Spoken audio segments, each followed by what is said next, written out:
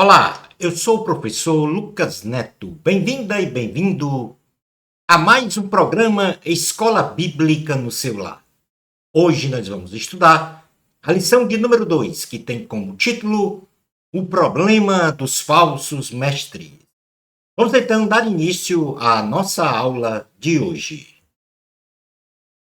Jesus, em seu ministério, realizou a pregação sobre o reino de Deus. Realizou também o ensino da palavra do Senhor. E também realizou sinais, prodígios, curas e maravilhas. Portanto, um ministério tríplice: pregação, ensino e realização de curas, sinais e prodígios.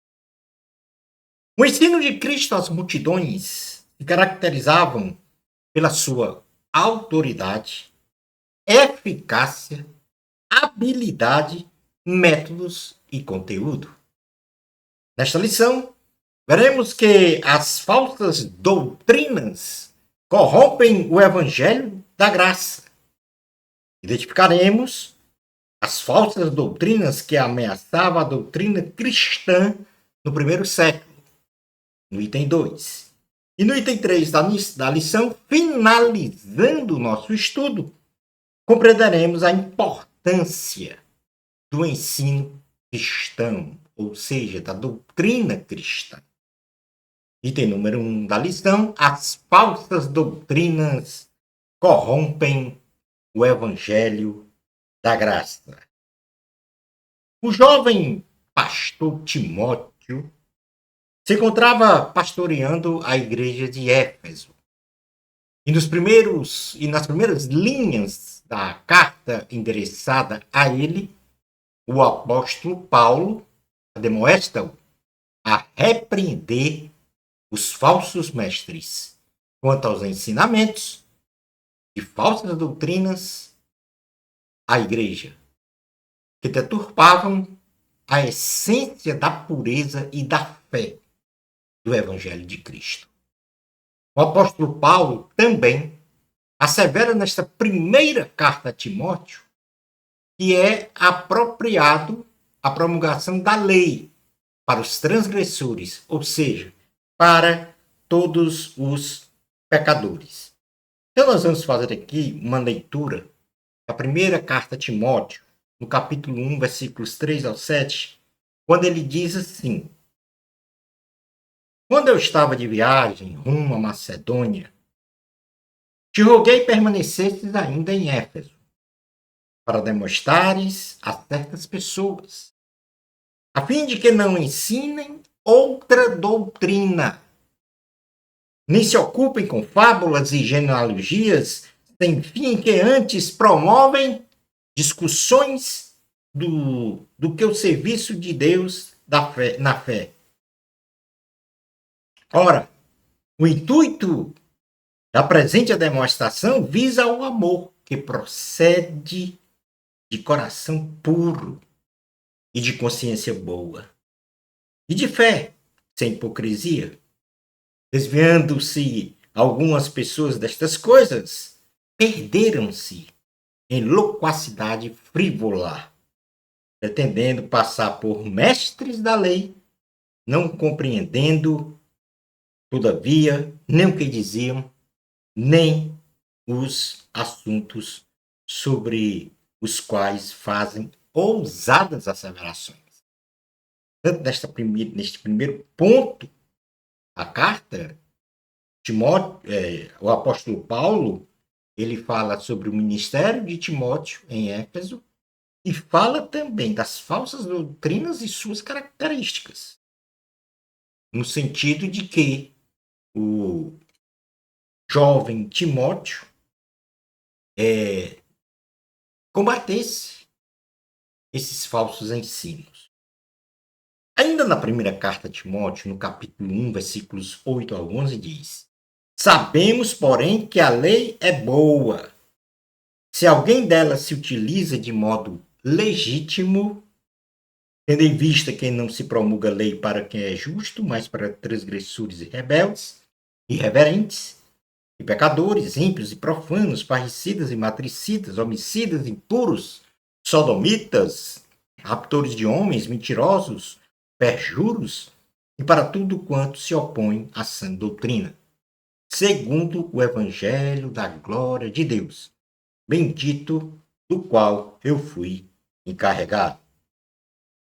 Nessa sequência, do primeiro capítulo da carta a Timóteo, então, o apóstolo ele diz que é apropriado a promulgação da lei para os transgressores.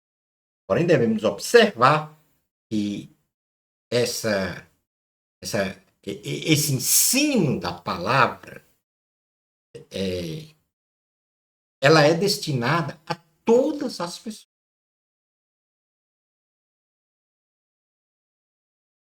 Nós vamos ver agora no ponto número 2 da lição as falsas doutrinas que ameaçavam a doutrina cristã no primeiro século. Quais são as falsas doutrinas que ameaçavam a doutrina cristã no primeiro século? E o primeiro que a igreja de Éfeso, ela estava assim, a partir de falsos mestres, a igreja estava sob o ataque do ensino. Mas que ensino? De falsas doutrinas. Isto é, ensinos contrários à palavra de Deus. E, com isso, o objetivo desses falsos ensinos era aniquilar com a autoridade das Escrituras e os ensinamentos da doutrina cristã. Este é o objetivo. Com falsos ensinos, aniquilar a autoridade das Escrituras e também com os ensinos da palavra de Deus. Discussões vãs e ensinos doutrinários da impiedade levavam os efésios a uma total degradação moral, a uma degradação ética, a uma degradação social e, sobretudo, espiritual, não só das lideranças, como também do povo em si. E na segunda carta a Timóteo é que o apóstolo fala sobre isso. Qual era, então, as consequências dos falsos ensinos penetrando a doutrina cristã lá na igreja de Éfeso. Então, na segunda carta a Timóteo, no capítulo 3, versículos 2 ao 5, diz assim: pois os homens, aliás, vamos lá, ler a partir do primeiro.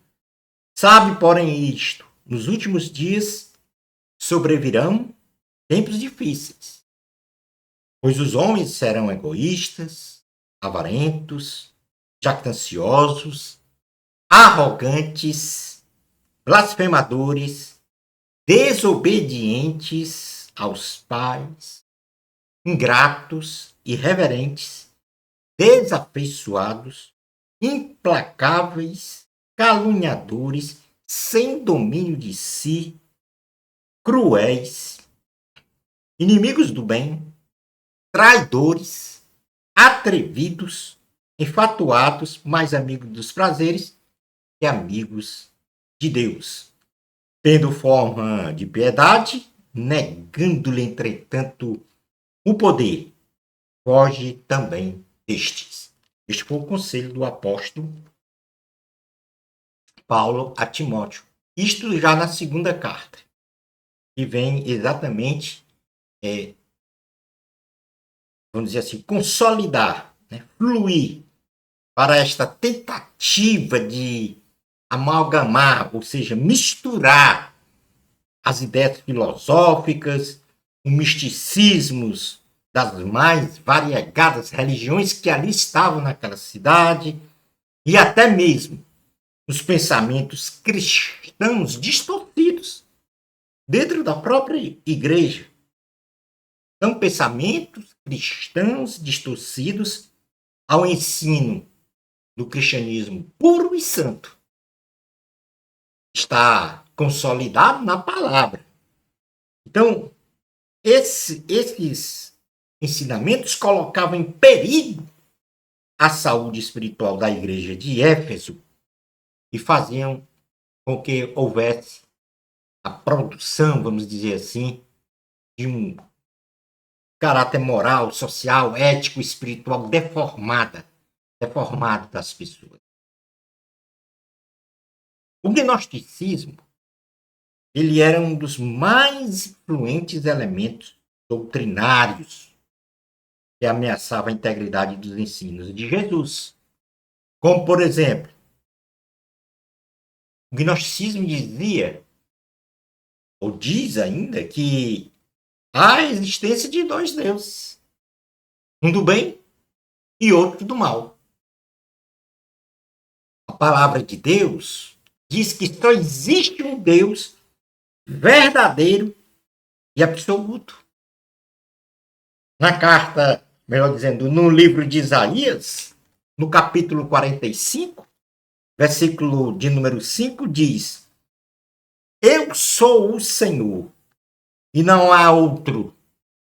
Além de mim não há Deus. Eu te cingirei, ainda que não me conheces.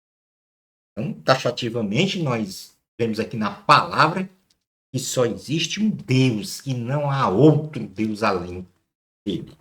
O gnosticismo também, com relação a mediador, diz que fala da não existência de um mediador entre Deus e a humanidade. Não existe mediador entre Deus e a humanidade. É o que diz o gnosticismo. Mas a palavra de Deus diz que Jesus é o único mediador entre Deus e os homens.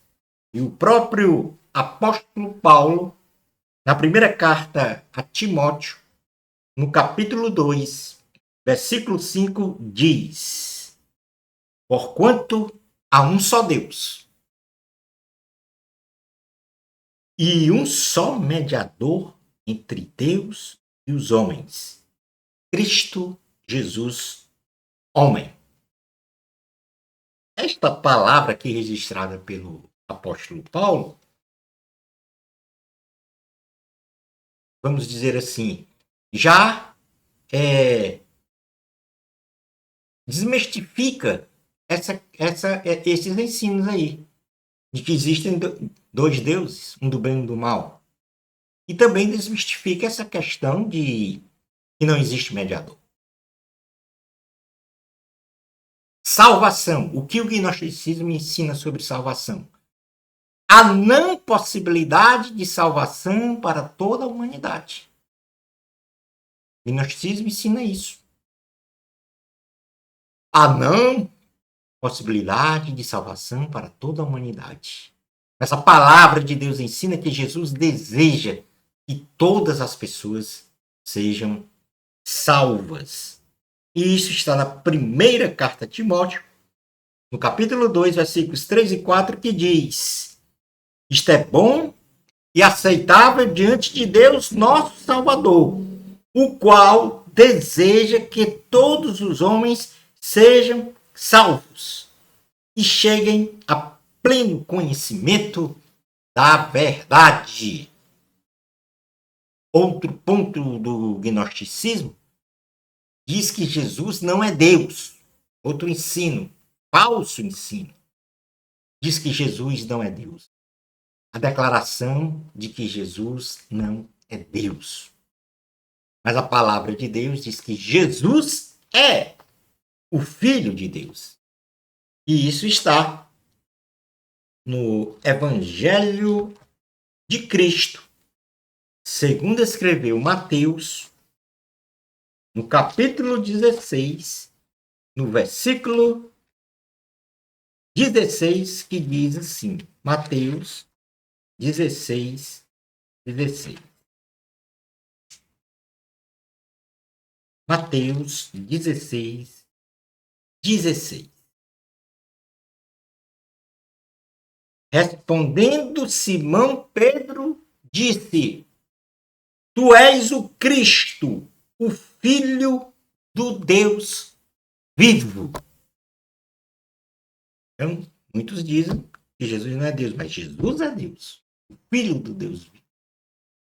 Quanto ao corpo humano, há uma declaração pelos gnósticos de que o corpo humano é uma matéria que não presta e fator de pecaminosidade da pessoa, devendo este ser usado de forma libertina para a pessoa se livrar do corpo e atingir o plano espiritual. A palavra de Deus diz que nosso corpo, nossa alma e o nosso espírito, já que somos formados de corpo, alma e espírito, devem ser consagrados a Deus.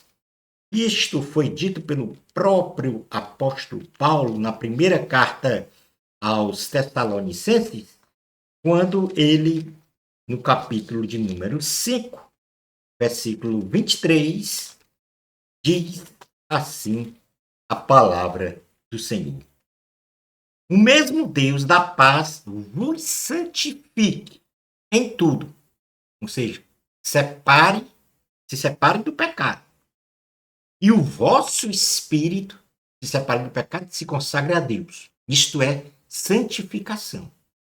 Se separar do pecado e se consagrar a Deus. E o vosso espírito, alma e corpo sejam conservados íntegros e irrepreensíveis na vinda de nosso Senhor Jesus Cristo. Então, nosso corpo, alma e espírito devem ser consagrados a Deus.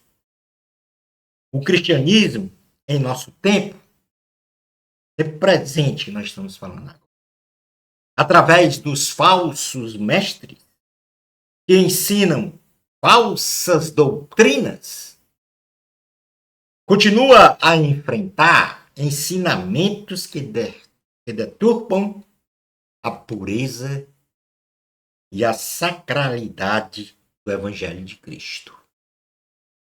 Assim, urge a necessidade dos cristãos se prepararem doutrinariamente e espiritualmente para enfrentar estas ameaças. Então, nós, cristãos, precisamos nos preparar de forma doutrinária, ou seja,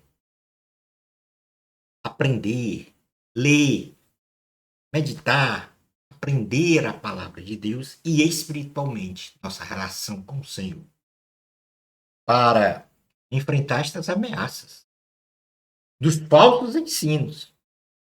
E isso, o enfrentamento dessas ameaças dos falsos ensinos deve ser de forma sábia, mansa, paciente e com respeito. É pela palavra que a gente mostra a verdade. E a verdade absoluta é Deus. Pois estes falsos ensinos cada vez mais se multiplicam na tentativa de eliminar a genuína identidade cristã. Hoje no mundo nós temos uma pluralidade de ideias, de pensamentos humanísticos. E precisamos então verificar se essas ideias e esses pensamentos estão de acordo com a palavra, com a vontade de Deus exarada em sua palavra, ou seja, na Bíblia Sagrada.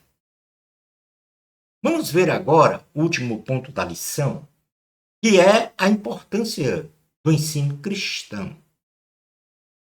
Qual é a importância do ensino cristão? Nenhuma ciência ou inteligência humana pode mudar, transformar, restaurar a alma de um ser humano. Somente a graça do Evangelho de Cristo pode restabelecer a dignidade moral, ética, social e espiritual de uma pessoa. Pois onde abundou o pecado, superabundou a graça em Cristo Jesus. Isto está escrito na carta aos Romanos, também escrita pelo apóstolo Paulo, quando ele diz assim, no capítulo 5, versículos 18 ao 21. Pois assim como por uma só ofensa veio o juízo sobre todos os homens, para condenação, assim também, por um só ato de justiça, veio a graça sobre todos os homens para a justificação que dá vida. Porque como pela desobediência de um só homem, muitos se tornaram pecadores, assim também, por meio da obediência de um só, muitos se tornarão justos. Sobreveio a lei para que avultasse a ofensa, mas onde abundou o pecado, superabundou a graça, a fim de que, como o pecado reinou pela morte, assim também reinasse a graça pela justiça, para a vida eterna, mediante Jesus Cristo, nosso Senhor. Então, observe que um dos três pilares do ministério de Jesus entre nós foi o ensino sobre o reino de Deus. E antes de ascender aos céus, após a sua ressurreição, Jesus nos deu a grande comissão de pregar e ensinar o evangelho de Cristo em todo o mundo, fazendo discípulos. Esta é a nossa principal missão aqui na terra. Anunciar a salvação em Cristo Jesus, no sacrifício de Cristo Jesus na cruz do Calvário, para que as pessoas recebam o perdão, a remissão de seus pecados, a salvação e a vida eterna. Nesse sentido, então, Jesus também ele instituiu um santo ministério.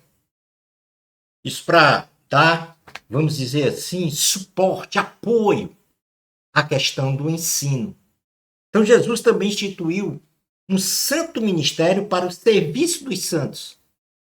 Nós cristãos, concedendo a unção e sua autoridade, escolhendo pessoas para serem apóstolos, outros para profetas, outros para evangelistas e outros para pastores, mestres, com os seguintes objetivos: aperfeiçoamento dos santos. Então, qual era o objetivo? Por que Jesus escolheu esse santo ministério?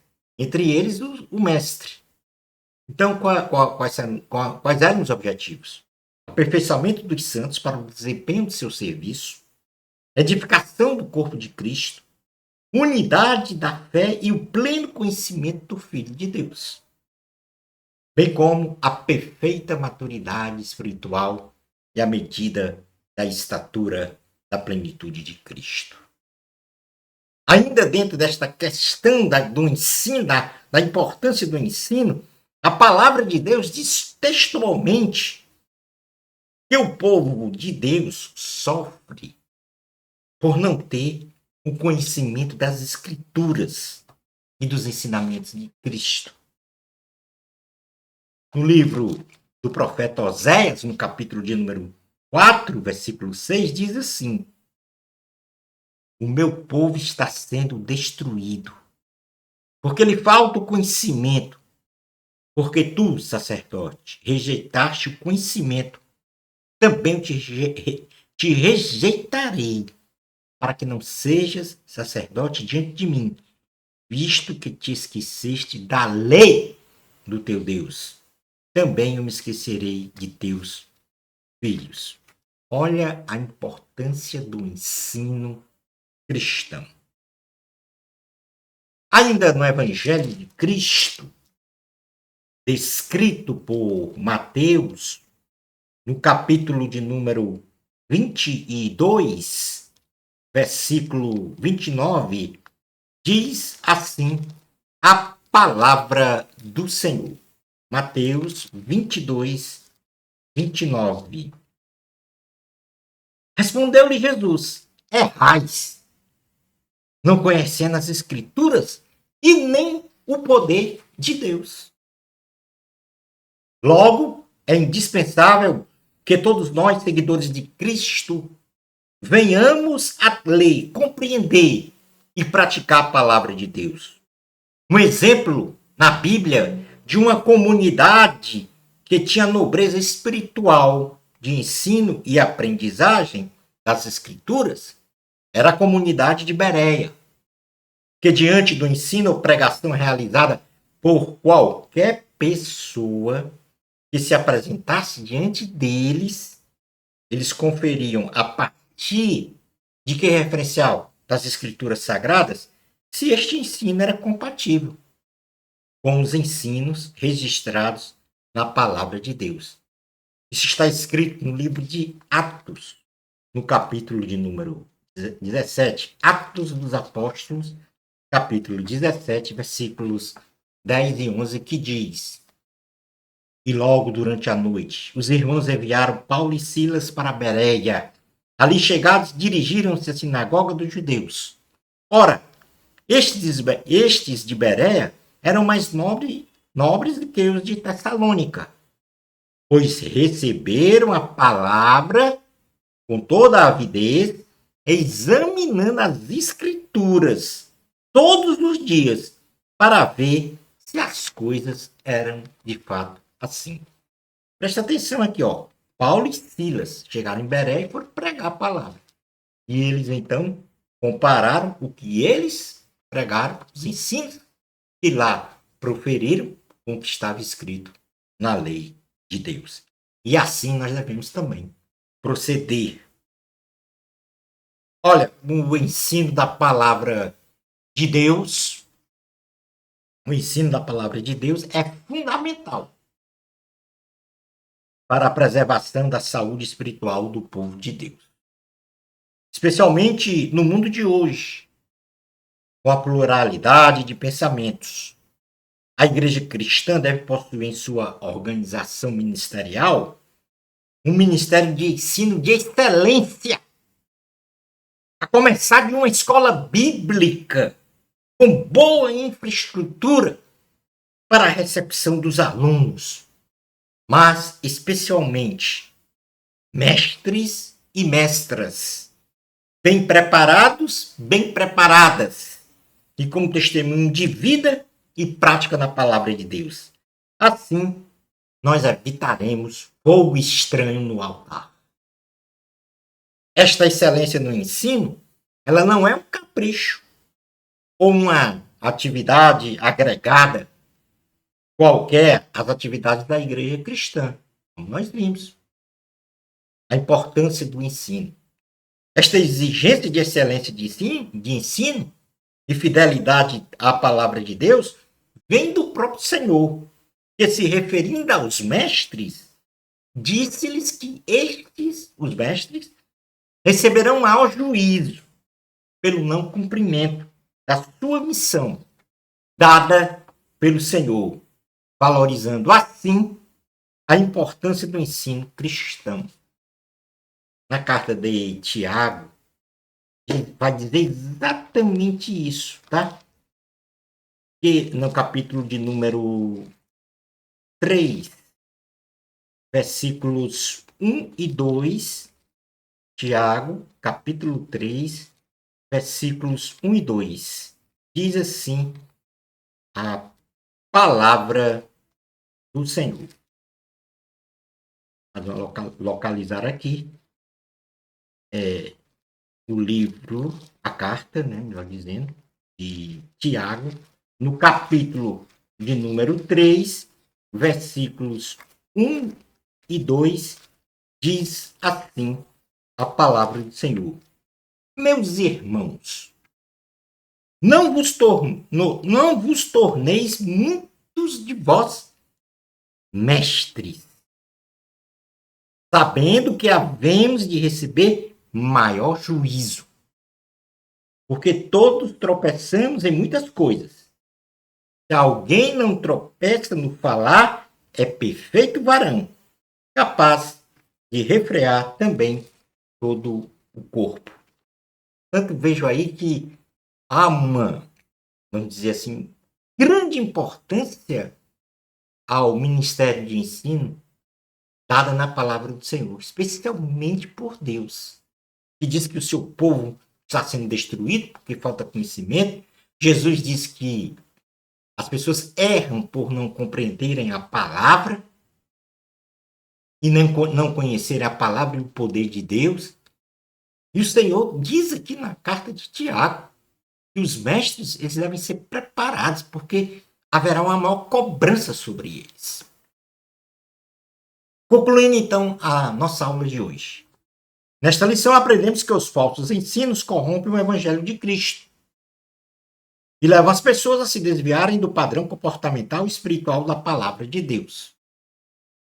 Identificamos os diversos falsos ensinos propagados no primeiro século da nossa era, especialmente os ameaçadores fundamentos do gnosticismo.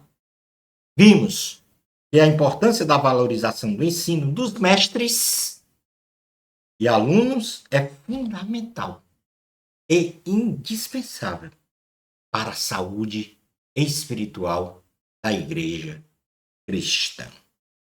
Shalom Adonai. Na próxima lição, nós vamos estudar a lição 3, instruções a respeito da oração. Bênçãos especiais de Jesus para você. Amor a Cristo. A glória é de Deus. Até ao nosso próximo programa Escola Bíblica no seu lar. Isto, se Deus permitir.